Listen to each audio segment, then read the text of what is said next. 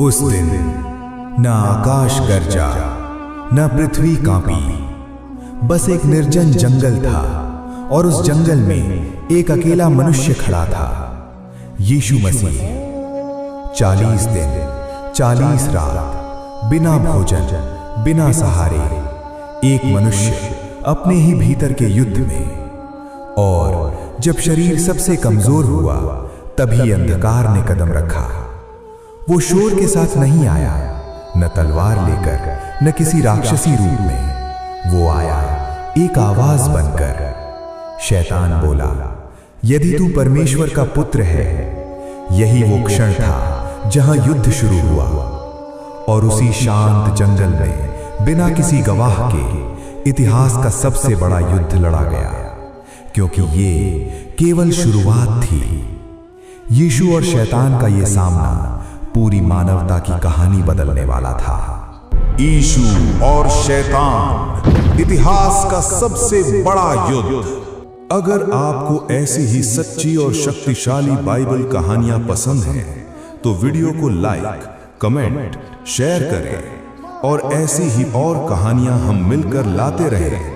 इसके लिए अभी चैनल को सब्सक्राइब कर लें। उस दिन न तो आकाश में कोई गर्जना थी, न पृथ्वी पर कोई हलचल, न कोई भीड़, न कोई शिष्य, न कोई चमत्कार, बल्कि बस एक निर्जन जंगल था, जहां रेत, पत्थर और हवा के बीच एक अकेला मनुष्य धीरे धीरे आगे बढ़ रहा था। और वही मनुष्य था यीशु मसीह, जिसने कुछ ही समय पहले यर्दन नदी के जल में उतरकर बपतिस्मा लिया था, जहां स्वर्ग खुला था, आत्मा उतरी थी और परमेश्वर की आवाज गूंजी थी। लेकिन अब उस आवाज के बाद कोई संगीत नहीं था, कोई रोशनी नहीं थी, बल्कि एक लंबा, गहरा और कठोर मौन था। बाइबल कहती है कि यीशु को उस जंगल में आत्मा द्वारा ले जाया गया, न कि संयोग से, न किसी भूल से, और न ही किसी छिपी हुई मजबूरी के कारण, बल्कि एक स्पष्ट उद्देश्य के साथ, क्योंकि यह वह स्थान था जहां परीक्षा होनी थी।